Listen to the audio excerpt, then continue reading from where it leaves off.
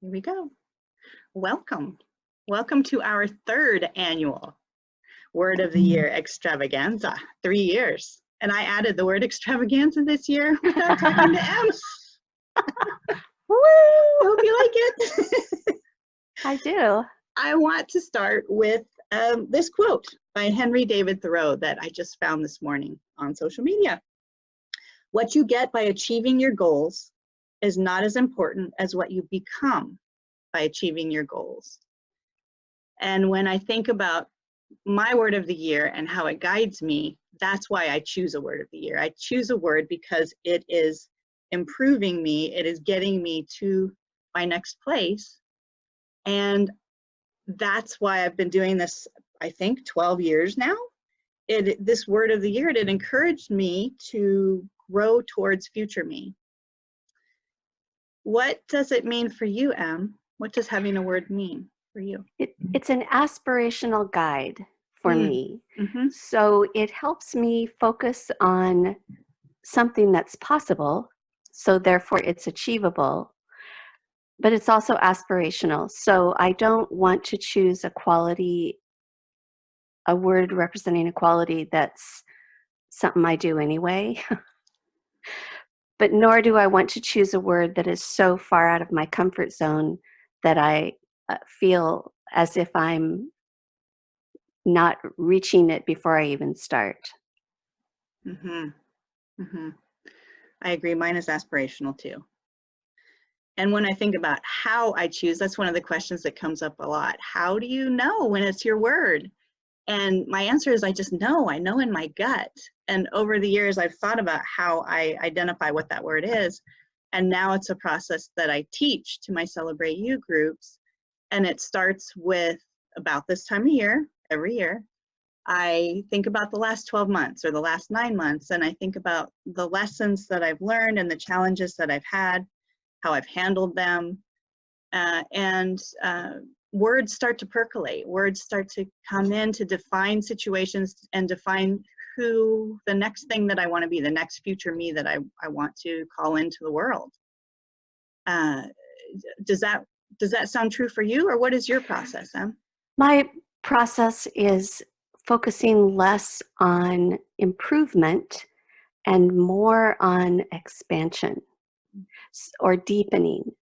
So I do not ever let a word guide my attention in a year that is completely unlike me. In fact, this year I began searching threads associated with kindness, and I came upon a word that was very resonant and intriguing, and it captured my attention and a lot of my thought for days. Quarter. To offer quarter to someone is to show mercy or compassion to someone who appears to not deserve it. And man, I dug deep on that. And I decided, especially going into the year that we're going to be facing politically in the coming year, I wasn't ready to commit the type of personal work that would be required. And this is a very vulnerable piece of information to be sharing, because it sounds like I'm saying I'm unwilling to show mercy or to be kind. But to give quarter to people whose views are so different from me that it causes me angst and great difficulty, I already try. I've been trying really hard for 3 years. And so that was not the word, even though it captured my attention and it took me into a really deep lesson. And that is, I see that I have more work to do in that regard. Mm-hmm. And it led me to a word that got a physical reaction out of me, which was, oh, yes, that's a word that I really resonate with, and now I have it. But I had to go through corners and turns and some soul searching, and now I know how I want to approach next year, and I'm really excited about it. That's fantastic to think about. It's not always an easy process. Sometimes there are twists and turns, but other years, it's just boom, you know, right? Yes. It's easy. It's like seeing an old friend that you maybe went to grade school with Yeah. 35 or 40 years later, and you know them immediately. That's the feeling of recognition. This is what I want to carry with me into the coming year. Mm-hmm. Mm-hmm. That makes sense for me too. When I tell people about word of the year, sometimes they're skeptical that they, number one, could attach to a word for the whole year. Are you kidding me? I can't attach to anything for a year. And then how am I going to remember that? It feels like a New Year's resolution where I'm going to set it and forget it. And that leads to feeling like a failure and feeling like I didn't accomplish this again. So what I tell them is word of the year stays front and center because I make it stay front and center. I have a cover of my journal that has my word on the year. I have Post-its around the house. I tell my kids and we talk about it sometimes. And actually, you sometimes hire me to put it on a piece of art and you stick it in a frame and it's right where you see it every day. I was headed there for the last several years. I have elevated my word to be art because I've commissioned M to make art that sits on my desk in my house and I get to look at it and it reminds me every single day. Can I show them? Sure. Okay. I have and also there are a lot of artists on this call and people listening to this recording who have the capacity to create that for themselves in a really deep and meaningful way, to render the word in their own hands and their own style. Yes. Do you have it there? I do. So my two words for last year was playful and dare. It's not too bad of glare. And these colors, they make me so happy. And this was everything to me at the time. And then this year was a word that I made up called unpush. And that word signifies the letting go to attachment, the letting go of me pretending like I control other people, because I don't. And I have teenagers and I know that I don't. And I have a husband who is amazing and I know that I don't want to control him. I don't want to have that relationship with him. So unpush became front and center my word in all kinds of ways. It helped with my health when I pushed too hard and work too long or just push, my health suffers and my relationship suffers. So unpush has been very meaningful to me, and this is what unpush looks like. There's colors of the sea, and actually, Em, look what you did, my sweater. This is my new favorite color. Look what you did. Oh, yeah. This is amazing. Okay, amazing. One more thing to love. Anyway, so yes, those art pieces sit on my desk and inspire me every day. So it's interesting that you made up a word. And I'd like that to maybe be topical in the question time, because words will do anything if you pay them well enough, I believe. I'll put that in the comments, who said that. It wasn't me. I love that. And so you just, the word painful to an individual, that is and is resonant with you for an aspirational quality. That's a very viable use of a word of the year. Mm-hmm. Mm-hmm. And it might not mean anything to anyone else, and that's okay. It doesn't matter, because it really is just for you. That's right. That's right. How do you keep your word front and center? How do you remember? I write it on the front of whatever journal I'm writing in. It goes in my planner book.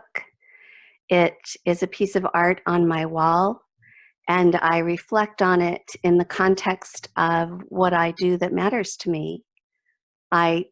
It's like an ingredient in a cupcake, if you will. We're back to cupcakes. We're back to cupcakes.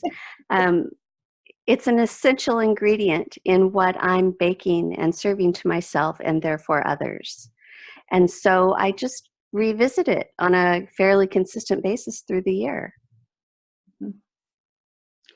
Are we ready for the big reveal? I am. Let's do it. You go Okay, you go first. Mine, okay, it's probably good I go first because mine might feel like a letdown. I'm keeping on push. It is working so well for me in so many different areas, and it warms my heart to know that I'm still in that lesson of unpushing. And like I said, I have teenagers. It's going to continue to be relevant, and it has propelled me forward in all kinds of ways. So I'm keeping on push, and I'm adding a side of Cottywomple. Cottywomple, is that right? Cottywomple, that's right. Which is, help me, to travel. In a meandering sort of way, in the general direction of somewhere you want to go. Yes, an as yet undetermined purpose or destination. Yes, I am taking action steps towards somewhere. And when she told me that she was using that as the side word, I said, you know, in corporate training, that's called proximal direction, but it's not nearly as enchanting as Cottywomple. You saw my last year's word was playful, so I got to go playful. Yeah. You gotta. Well, and I love it when people who love me call me E-M, and I have chosen a word that begins with E-M, and it's embrace. So I told the story earlier about quarter, and I was not able to fully adopt the severity of that quality, but I can embrace. I can embrace kindness. I can embrace views that are different than mine. I can embrace lots of opportunities that might feel uncomfortable or challenge me in ways. And I want to let myself respond to the invitation this year to embrace new opportunities, not just go with things that I know, that I have mastery in, and that I'm comfortable with, but really take some extraordinary risks and embrace failure, success, whatever outcome comes from the courage to say yes to things. Embrace. There's my word. Embrace. Embrace the buttercream. Woo!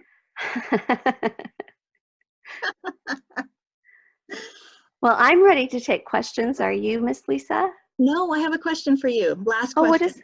What is it? How do people, do you still have space for your word of the year artwork? Do you still have space? I do.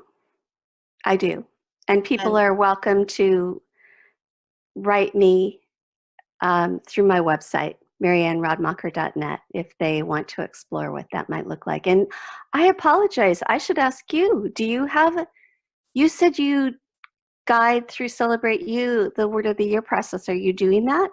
Yes. I'm doing a revamped version of that this year. I'm super excited about. And you can go to celebrateyouacademy.com to find out more about it. Great. Well, there, we've done it. We've done it. Even though I almost forgot. Thank you. Now we're open for questions. Good. Let's let our participants thank you. And I want to thank all of you for taking time to help us make this recording. I'm hoping that the work that we're doing here today is going to inspire the people that are listening to follow a path of choosing a word for their own selves. Yes, you can either unmute yourself or raise your hand and I will unmute you. Well, this is Shirley, and I have a question related to the same thread that Em mentioned earlier. Thoughts about nouns versus verbs as your word of the year. Because I had a very strong reaction that mine needed to be a verb. Ooh. And someone else, they had a noun and that felt comfortable to them. So I'm just curious if the two of you have thoughts. I think that it's more important that you have a personal resonance with whatever the word is, whether it's a noun or a verb. And that personal exchange with the word is what's going to bring meaning to you. So if you tell yourself it needs to be a word, a noun, then listen to yourself. Or it needs to be a verb. I don't think there's a hard and fast rule in my own experience. Lisa, have you found there to be some directive in that way? Rules do not feel good here, but you're talking to a girl who made up her own word, so you know my answer. It has to resonate with you, and I don't have a rule about noun, verb, 2 words, 1 word, 3 words. Some years are 2-word years for sure for me, but that's not true for everyone. Any other questions? Yeah, this is Frankie. So can you provide any suggestions of, because I know this is the most frequently asked question, like you said, how do I identify my word? Any suggestions on where to go for inspiration, or how, like, I know the word, it comes to sometimes and just resonates, but I'm like lost as to where can I go to find my word? Frankie, do you highlight sentences in books that you read or take notes in the margins? No, I don't. My father was a real Puritan. I mean, he was a book collector, and he hated people who wrote in the margins or highlighted words. So I've always been like, oh no, I can't do that. I can't do that. So It's something I learned when I was very young. The strong reaction to words or phrases when you're reading or studying or in conversation with someone, if someone presents a poem that just literally makes your breath take in rapidly, it's very possible that in that context, the aspiration or the word is waiting for you. So if you pay attention to the things that turn your head and make you look twice, or that you want to read again, that's a superb location for words waiting to be discovered. Okay. Yeah, that's helpful, because I just finished today Toy Derricott's Captivity collection of poems, and I found some of those did exactly that. They took my breath away. Yes. So I need to go back and look at what were those words. Exactly. Oh, okay. That's very helpful. And, yeah. and especially, especially Go now ahead. that it's fresh in your just read mind. Right. And perhaps it would help if, when I'm reading, maybe I should just keep a separate journal so I don't have to actually write the book, because I feel like my father would roll over in his grave if I was to do that. That's actually a time-honored practice called a commonplace book, Frankie. If you did that for the rest of your life, you'd be following a practice that's hundreds of years old. Do it. It's a great idea. Okay. I'm going to try. Thank you, Em. Frankie, the other place I would look is in your dreams. Oh, yes. Frankie took a dream interpretation class with me, and everyone can get messages from their dreams. So that would be another place that I would look, is when you have a dream and you have it interpreted or you have meaning behind it, to start to think about if any of those words feel like they might be pointing toward a future. Okay, super. That's really helpful. Thank you. Anyone else? Shirley, go ahead, sweetie. I'm sorry. Oh, that's fine. How many times when you've done your word of the year have you found that the word took you to an entirely different place than you thought it would? Every year. All the time. That's why it's aspirational, because it shows up, because it's going to take you places that you do not yet imagine. Cannot know. Every single year. What a great question, sweetie. Thanks. A pleasure. Shirley, you have used a visual thesaurus online. and it presents the options in a format much like a mind map. Do you have a specific source for that you could share with our listeners? I will copy it in, but it's actually just visualthesaurus.com. Oh, And awesome. there's a subscription, but you can do a few words at no cost, and I've never run into the limit. I use it for a lot of different things, but this is a great way when it's not a direct thesaurus link, but a word that's kind of like what you're looking for, but not exactly a synonym. Actually, that's a great reference. Thank you very much. Yes, I didn't know about that either. Thank you. Julie, did you have a question? I was going to ask a question. So do you ever start the year and think, this is not the right word? And do you stick with it or do you change it? I never change it. And I have started a year and said, this sucks. What was I thinking? And halfway into the year, sometime sooner, actually, I'm thinking about the times that's happened. And it becomes evident why it's not the wrong word.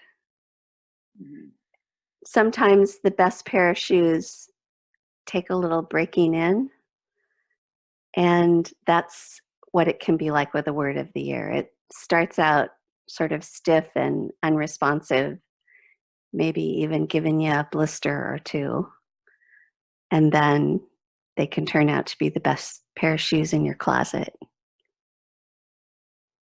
That's a great visual. I stick to my words too. And yes, there have been times where I've kicked myself because it's made me stretch and really grow into the person. But I keep my words too. Mm-hmm. If they're that strong and they called me to claim them, they're supposed to be mine. Julie, did you have a question? I did not. No. I thought I did have a question about, I'm thinking of a word and I think it's important and necessary, and I'm sensing a whole lot of curiosity around it. And the more research I do, the more strongly I feel that I need this in my life. But it's a little daunting and I'm not necessarily excited about it. And so could you speak a little bit to whether your word is something that you feel you need versus something that you want in your life? Good question. Need feels really heavy to me versus inviting in or claiming. That's the feeling that I want. I want to invite it in. I want to have that certainty that this is my word. And if it feels like something you need to do, that's not your word, in my opinion. What do you think, Em? Well, I think I addressed it at the beginning of this segment that I considered a word that I need, and it's daunting and heavy, and I'm and I recognize that I'm unwilling in this moment. Embrace feels like a path that I can walk to a more expansive place, closer to being more deeply compassionate and showing greater mercy. So a word that you know you need might be an adjunct faculty member in the university that is you, but not your course advisor, so to speak. Keep looking, Julie. Yeah.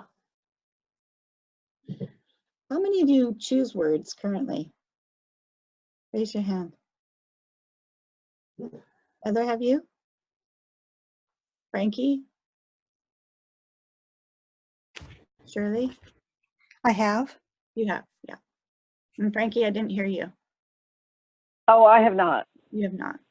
But is it a curiosity that you may be willing to explore, or? Oh, yes, absolutely. Absolutely. Great. I just need to figure out how to find that word. In a writing process that I do, I have people contemplate things right before they go to bed, right before they're ready to fall asleep.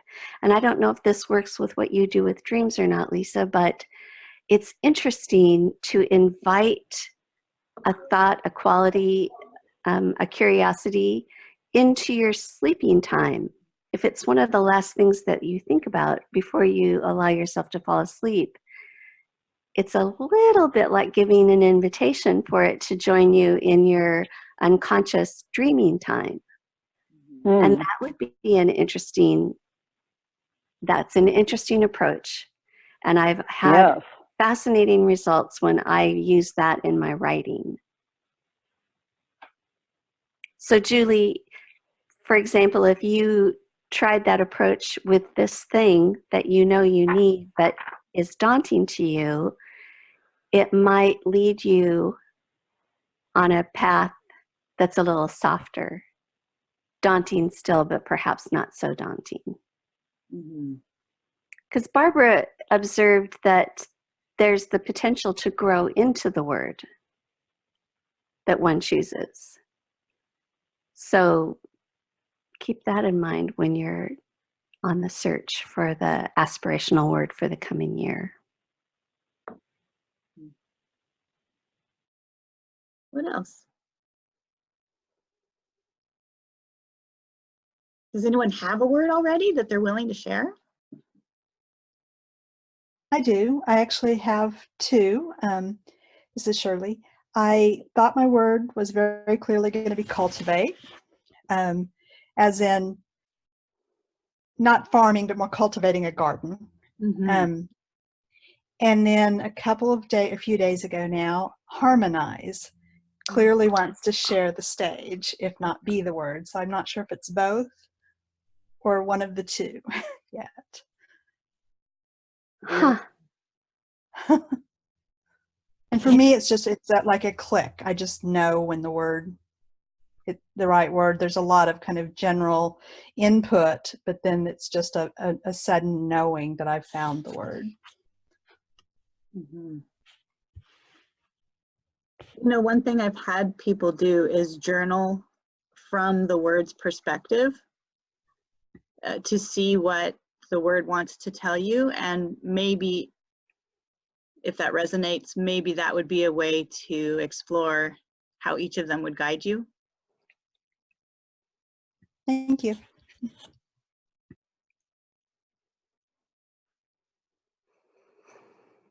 I love your words, Shirley. Anyone else have a word they're willing to share? Sweetie. Mine's 2 words this year, and it's dare whimsy. And when I looked it up, it is to have the necessary courage to live extravagantly aloud. Extravagantly aloud. Out loud. Ooh, that is good. So that will be my words this year. Dare whimsy. Congratulations. Thanks for sharing. Yes. Let's see it. Is that everyone that has word? Barbara, do you have a word? Not yet. All right. All right. I am so thrilled that you joined us. And Em, I'm so happy to see everyone. Me too. This was cool. Thank you, Lisa and Em. Yes, Julie. So you have your word in front of you in artwork or in a journal, and are you just keeping it front and center in your mind, or are you doing practices to actively pursue and invite more practice of this word, or are you using it in decision making? How do you use it once it's front and center for the rest of the year? Is it more just kind of attracting it naturally, or are you really pursuing this word? I use it as a measure. So in addition to the metrics that I have, my 4 measures for remembering and doing what matters, the word of the year is a metric. If I were demonstrating this thing, and this coming year, it'll be embrace. If I were to embrace this opportunity, what would it look like? And if I'm very busy saying no or resisting or being critical of a thing, it's going to call me to a different perspective. So it is literally an inquiry, if you will, into things that I reach for, things that I am resisting. That's how, and by the end of the year, I will have been schooled in many other ways that it will have come into play. But in years past, that's how it's most commonly been applied to me. Lisa, Similar. do you want? Similar. I ask for this year, I'm going to ask, what would unpush do? How would unpush move forward or not? Right? There's a whole unpush thing that doesn't move forward, that actually rests. So that's how I use it, is daily, moment by moment, to ask what unpush would do. And the other piece of that is to have accountability around our words. So those that have just shared, now I know your words, and I can ask you, hey, what is that word doing for you? How are you, what's it inspiring you to do? Or how is it changing your year? Which is why a group like Celebrate You, or a group of like-minded people that you can put together, is so valuable and helpful, because you share words and you support each other through the journey, and you don't let each other forget who you're becoming, your future self. That really points out the value and advantage to having a dear friend who may also be interested in choosing a word for the year, to be accountability partners with each other, just meeting for a coffee or tea, your beverage of choice, once a month, and talking about how it's showing up for you and how you're utilizing it. That's another way to not let it get lost in the activity and the busyness of your life. Yes, and it becomes fun too. This whole thing should be fun. It should feel fun and light, and not like a have to, but like a get to. I get to do this, and I have a friend that I can explore this with and make it even more fun. That was helpful. Thank you. You're welcome. Mm-hmm. Well, Miss Lisa, we've done it again. You've done it again. I'll see you for the 4th annual Word of the Year Extravaganza. I might add some more words. Well, there are so many words. I think it's reasonable to call it an extravaganza, because the choices are mighty large. Yes, they are. Thanks, Lisa, and thanks all of you for taking the time to participate. Yes, it's been an honor. Thank you all. Thank you. Thank you both so much. You're welcome. Bye. Bye. Thank you. Bye-bye. Thank you. Bye. Bye.